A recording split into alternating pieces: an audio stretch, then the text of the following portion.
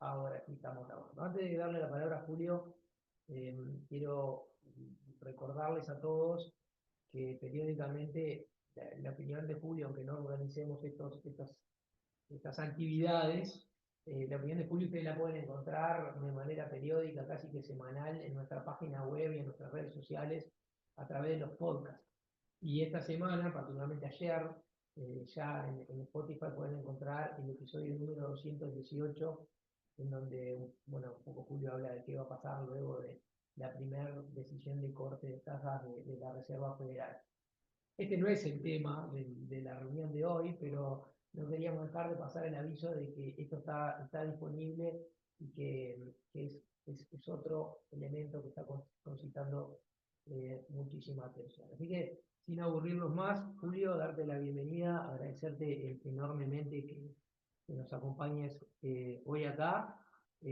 Como hablábamos recién, todavía no es la veda política en Uruguay, pero te prometimos que no íbamos a hacerte ninguna pregunta de elecciones uruguayas.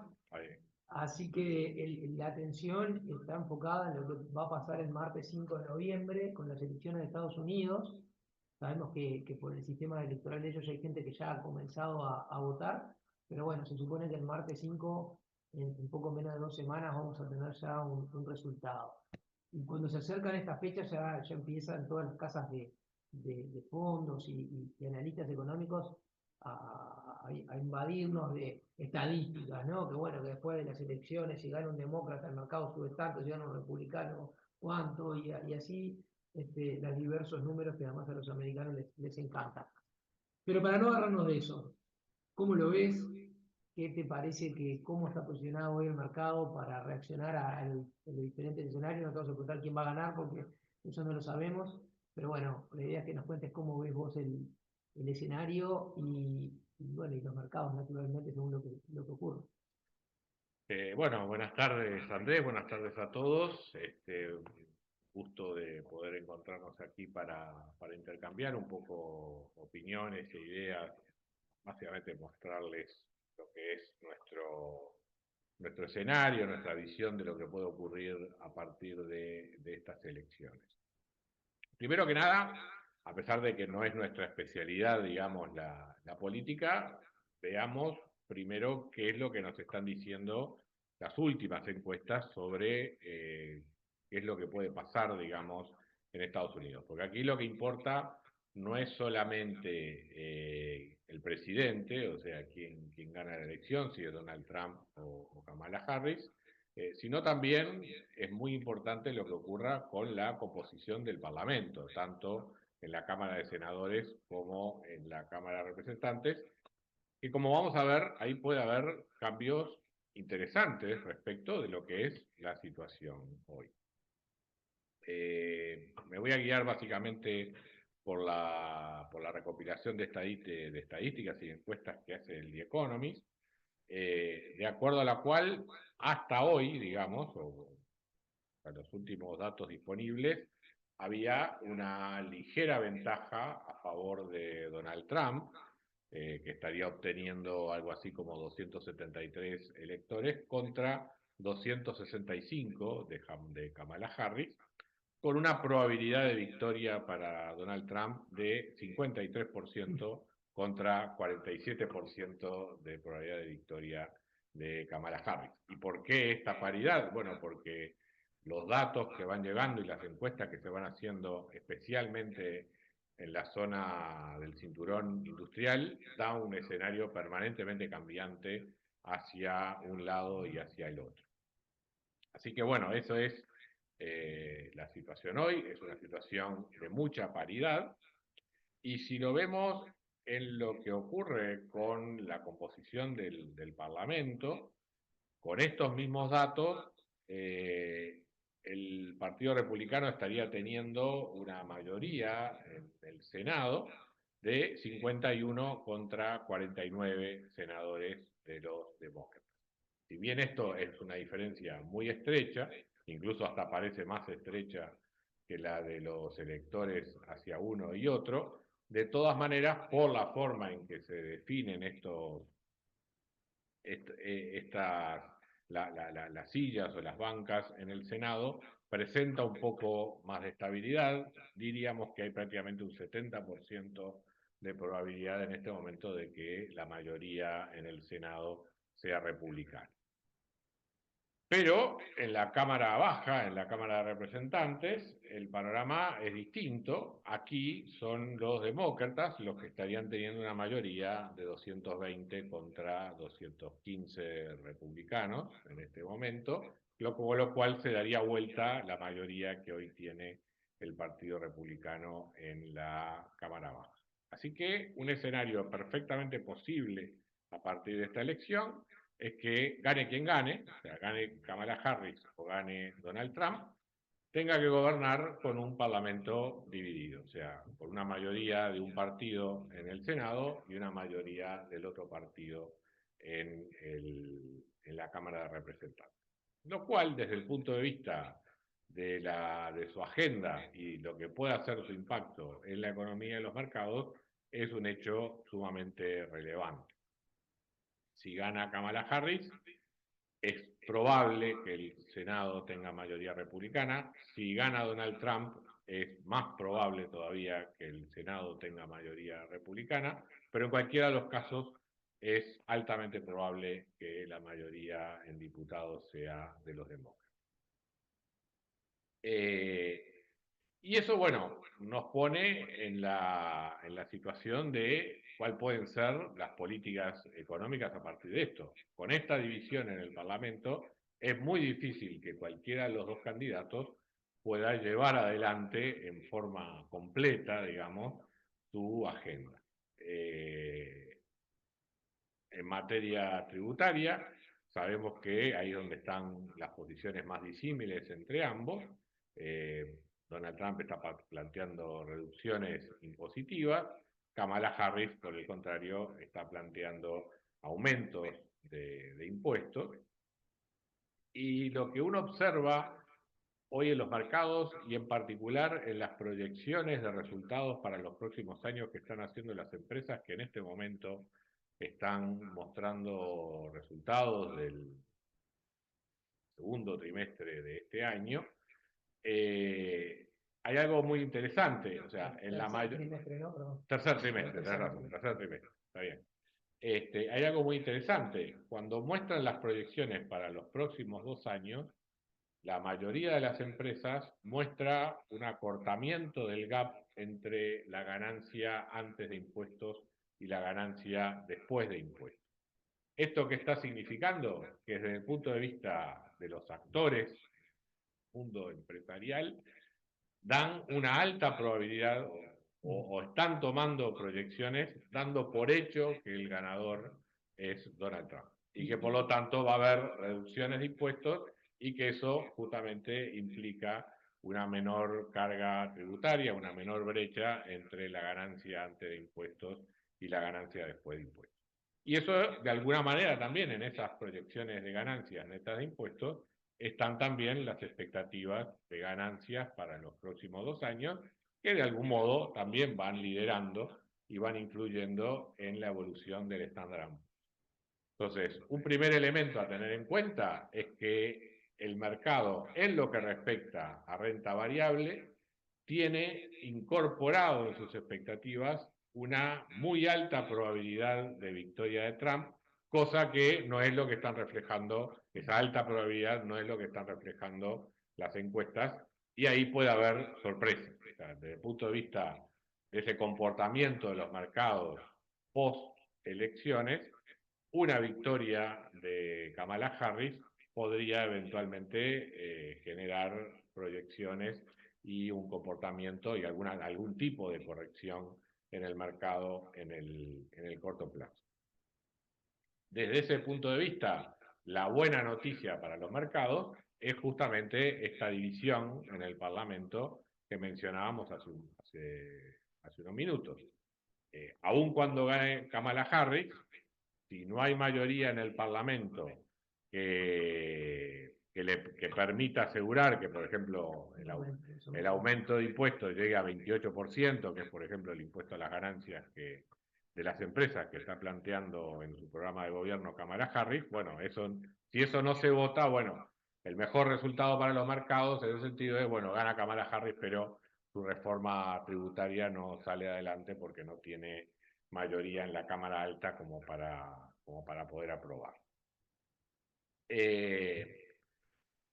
Por lo tanto, desde el punto de vista de lo que son perspectivas hoy en el mercado de renta variable,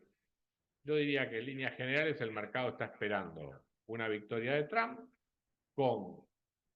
que traería consigo reducciones tributarias o por lo menos un mantenimiento de la tributación actual, si es que no puede hacerla pasar por el Parlamento, y un sesgo inflacionario en líneas generales dentro del funcionamiento de la economía, dado que también parece difícil y está asumido por el mercado para ambos candidatos que la situación fiscal en Estados Unidos va a seguir en deterioro durante los próximos años, porque más allá de declaraciones circunstanciales, todo parece indicar que ambos candidatos van para mayor gasto, ¿verdad? Y las fuentes de ingresos que Kamala Harris plantea son prácticamente las típicas que escuchamos en todas las elecciones, en todos los procesos democráticos en el mundo. O sea, grabar a los ricos. Parece que siempre hay ricos sin grabar en alguna parte del planeta que permiten financiar las expansiones de gasto que los candidatos plantean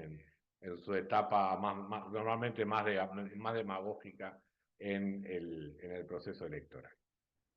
Entonces, por una situación fiscal que difícilmente tienda a converger, que nadie esté dispuesto a hacer políticamente los esfuerzos necesarios para una reducción del déficit fiscal, lo que tenemos es un creciente tamaño de la deuda pública norteamericana en los próximos años y, por lo tanto, la correspondiente presión en el mercado de bonos. Súmele a eso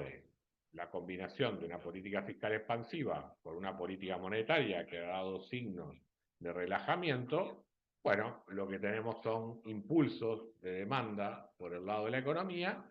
que desde el punto de vista del crecimiento parecen positivos, o sea, en general los actores de mercado dan por sentado un aumento significativo del producto nominal en Estados Unidos en los próximos años, fruto de la combinación de crecimiento real más alguna inflación quizás un poco mayor que la que estamos teniendo en estos momentos, combinado con estas rebajas tributarias que también afectarían positivamente a la ganancia. Toda esa alegría que va para la renta variable son muy malas noticias para el lado de la renta fija. Ahí, Julio, te hago una pequeña interrupción para que descanses también. Esto es algo que de alguna manera estamos viendo en el mercado por estos días. Bueno, De hecho, la tasa de interés de 10 años que después de septiembre con esa sorpresiva, si se quiere, baja de 50 puntos básicos de la Fed, cuando algunos esperaban 25, la tasa llegó a 3,60, 3,65, hoy la estamos viendo en 4,20. Y naturalmente en ese camino los bonos han sufrido, mientras que las acciones dentro de todo siguen altas. ¿Vos le atribuís ese desempeño a estas perspectivas electorales o es un poco de todo? Y te agrego otra, y perdona, así ya te mando todas las preguntas juntas, porque acá aprovechando algunas de las preguntas que van llegando, alguien habla también del tema de la guerra de aranceles, algo que Trump en su gobierno anterior ya, digamos, lo tuvo en el tapete, y cómo eso también podría llegar a ser inflacionario, lo cual sería un poco más de nafta en esa hoguera, digamos, de inflación. Contanos cómo ves eso, digamos. bueno, sí, o sea, yo creo que más allá de lo que uno, y lo hemos discutido en varios podcasts, de la inconsistencia que pueda tener la decisión de la Fed con el verdadero estado de la economía norteamericana, que es mucho más sólida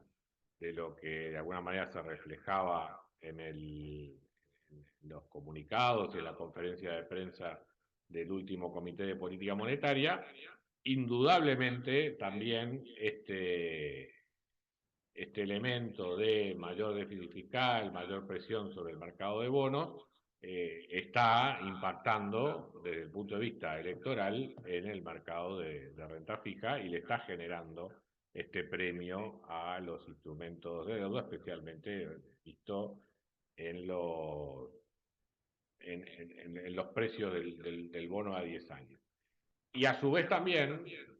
este panorama de un sesgo relativamente inflacionario, sumado a elementos de costos adicionales por justamente una economía mundial cada vez más apartada del libre comercio, con más aranceles y demás, aunque sobre eso vamos a volver en unos minutos para justamente comparar un poco las instancias de relacionamiento internacional de Estados Unidos que pueden ocurrir a partir de un escenario Trump o un escenario Harris. Está claro que hay aquí si uno por ejemplo lo ve a través de la brecha entre los bonos nominales norteamericanos y los TIPS, que son los bonos ajustados por inflación, se está observando en estas últimas semanas un aumento de la brecha entre ambos, justamente mostrando que en definitiva en la cotización de los títulos de deuda norteamericanos está incluido un mayor premio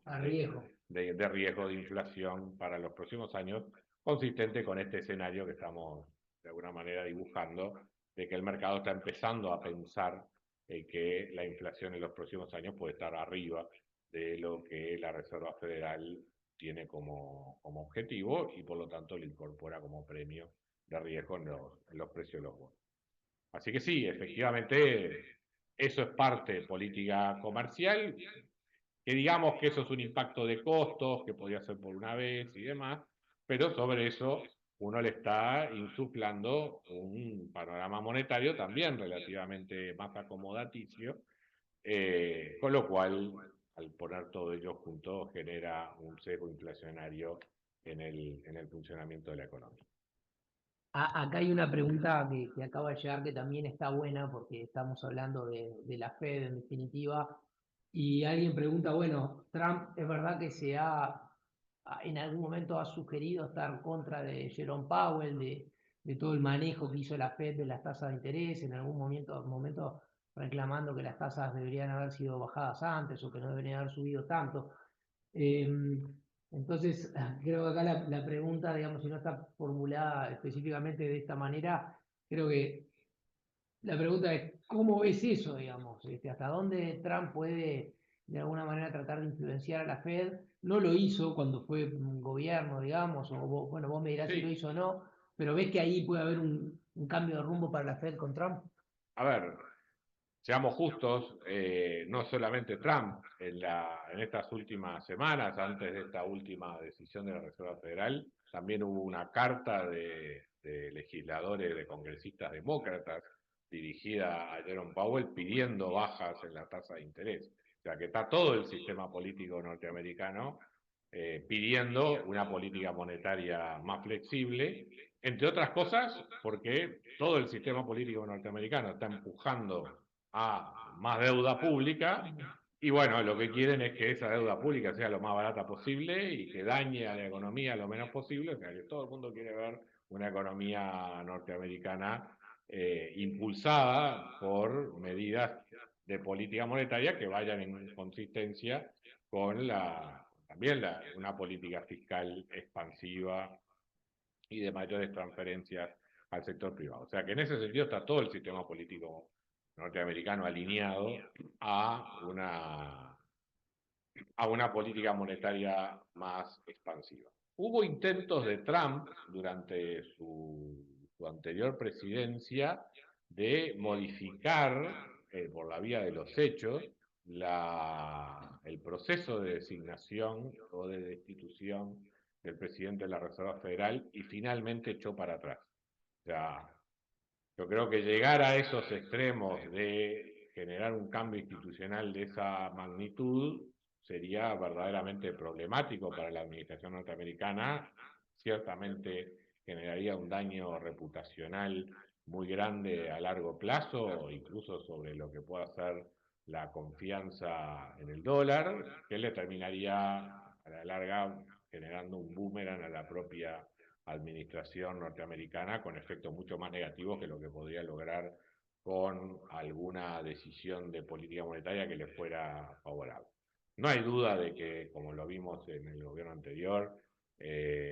Trump tuiteará o su palabra correspondiente bajo X permanentemente sobre Powell o quien sea el, el presidente de la Reserva Federal, pero manteniendo dentro de todo las formas de la institucionalidad. Por otro lado, sabemos que en Washington todo el mundo, en definitiva, se habla y no va a ser impermeable la Reserva Federal a las presiones que tras de bambalinas eventualmente pueda estar haciendo la administración norteamericana, sea el gobierno que sea, para que la política monetaria, en definitiva, no termine jugando en contra del funcionamiento de la economía, ¿no? Eso es algo que creo que ya se puso a prueba. En definitiva, Powell se ha mantenido bastante por fuera de esas críticas. Se ha mantenido por fuera, pero también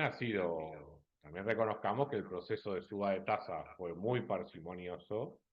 y también ha mostrado cierta sensibilidad y cierta preocupación inmediata a pequeños datos de aparente freno en la actividad o de enfriamiento de la actividad económica para bajarlas enseguida. O sea, no fue tan rápido para subir las tasas cuando estaba el riesgo de inflación y sí se mostró mucho más proactivo para bajarlas en cuanto percibió la Reserva Federal cierto riesgo en el mercado laboral, por más que los riesgos en materia de inflación no estuvieran totalmente extinguidos. O sea, hay un sesgo dovish en el funcionamiento de la Reserva Federal que seguramente tiene un origen de influencia política, más allá del gobierno que sea, si es demócrata o republicano. Yo quería, para redondear todo esto, si te parece, Andrés, hacer un último comentario justamente sobre las relaciones internacionales, porque yo creo que ahí también es un tema que desde el punto de vista de países como el nuestro nos preocupa y donde puede haber matices importantes en lo que pueda ser la gestión de la política exterior bajo Kamala Harris o bajo Donald Trump.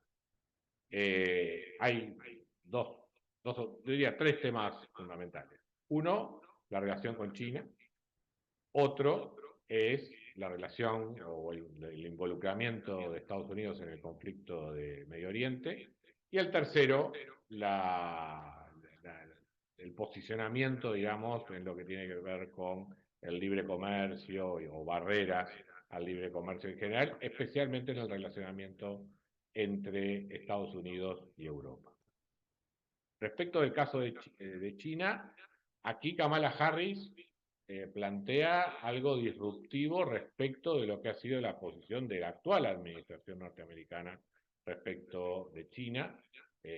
Kamala Harris ha insinuado un involucramiento mucho más cooperativo, o sea, considera a China un competidor más que un enemigo o un rival, ha dejado de lado o por lo menos no le ha dado la importancia que Biden le dio a informes y recomendaciones internas estratégicas en la administración norteamericana sobre el posicionamiento relativo y los riesgos que pueda haber para la situación de primacía de Estados Unidos, tanto a nivel político, militar, económico a nivel mundial respecto de China, y fundamentalmente con el tema tecnológico. O sea que Kamala Harris está visualizando su relación con China como una cooperación competitiva, ¿verdad? Respecto de la situación de rivalidad y de freno que Biden le ha impuesto en estos últimos años, especialmente con respecto al tema Taiwán, donde Biden fue más claro que incluso que lo que la legislación norteamericana planteó en su momento cuando se reconoció a China, pero se mantuvo, digamos, la intención de proteger a Taiwán militarmente. digamos que Biden fue más allá de lo que fue un elemento de protección y para ponerse definitivamente como amenazando a China a ciertas represalias si China adoptaba alguna medida militar específica contra Taiwán. Kamala Harris ha sido extremadamente ambiguo a ese respecto, mientras que Trump mantiene su postura del gobierno anterior, que es como una cosa rara, intermedia, entre cierta firmeza de Biden y cierta ambigüedad de Kamala Harris, en el sentido de él se siente con libertad de tener un diálogo amistoso con cualquiera, incluso con Xi Jinping, pero haciéndole ver que está lo suficientemente loco, y esas han sido sus palabras textuales, como para, si tiene que reaccionar mal, lo va a hacer. Entonces, al final parece como una postura dura, porque amenaza con la locura, pero en una situación caricaturesca donde también no se sabe si al final termina en una situación más contemplativa desde otros puntos de vista. En ese sentido, yo creo que bajo Trump la administración norteamericana va a continuar con medidas comerciales contra China, percibiéndola y tratando de buscar los elementos, sobre todo para frenar el desarrollo chino, especialmente en materia tecnológica. Y bueno, habrá que ver si en ese contexto se encuentran son posibles esas vías de cooperación que por ahora plantea Kamala Harris con cierto dejo de ingenuidad. Desde el punto de vista del Medio Oriente, realmente la situación ha cambiado mucho en el último año y ha quedado básicamente en manos de Israel la decisión de cuánto se escala el conflicto y cuánto se busca al enemigo último, digamos, en toda esta situación, que es Irán. Aquí en este sentido, cuando se le pregunta a Kamala Harris quién es el principal rival de Estados Unidos, llamativamente Kamala Harris no dice China, sino que dice Irán. Así que la gran incertidumbre a este respecto es cuánto se involucra Estados Unidos, bajo cualquiera de los dos presidentes, pero en particular con lo que ha declarado Kamala Harris, en este conflicto, digamos, de Medio Oriente, donde se da una circunstancia muy particular. El mundo árabe se ha mostrado sorprendentemente apático respecto de muchas de las reacciones que ha tenido Israel para con la zona de Franja de Gaza, el Líbano y recientemente con Irán. Una posición, uno diría, fatalista, donde no solamente está jugando el tradicional conflicto musulmán, judío-musulmán, sino que además están jugando también los fuertes elementos de rivalidad dentro del mundo árabe. Si Estados Unidos se mete ahí, no está muy claro si lo hace mal, si no termina en definitiva entorpeciendo aún más lo que han sido el desarrollo de los acontecimientos en estos últimos, o lo que puede esperarse, digamos, a partir de este momento. En ese sentido, la posición más retráctil que ha tenido Estados Unidos bajo Trump, el tiempo dirá si no contribuye más a la búsqueda de una solución interna en la zona de Medio Oriente que a una solución con intervención de Estados Unidos que deje enojado a todo el mundo.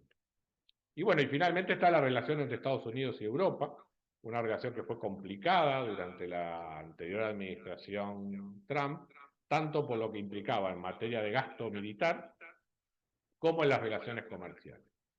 Lo que está de alguna manera insinuándose a partir de lo que ha declarado el propio Trump y sus asesores es que lo que se busca es una situación de cooperación, especialmente un frente común frente a China, pero también ha dejado muy en claro que Estados Unidos va a realizar retaliaciones respecto de subsidios u otras medidas comerciales que Estados Unidos considere antipáticas para su industria en su relación con Europa. Y desde el punto de vista del gasto militar, es cierto que durante estos últimos años Europa ha incrementado algo, no todo lo que Trump hubiera deseado en su administración anterior, o sea que seguramente esa discusión de que Europa tiene que valerse por sí misma va a seguir estando presente en los próximos años. Así que yo diría que en resumen, tanto con un candidato como el otro, el escenario de globalización y libre comercio hay que dejarlo de lado. De todas maneras, qué es lo que viene en su lugar parece mucho más ambiguo con Kamala Harris que con Trump. Yo creo que Trump va a manejar su política exterior bajo el criterio de lo que es bueno para la seguridad norteamericana, lo vamos a acompañar, lo que consideramos dañino, lo vamos a repeler.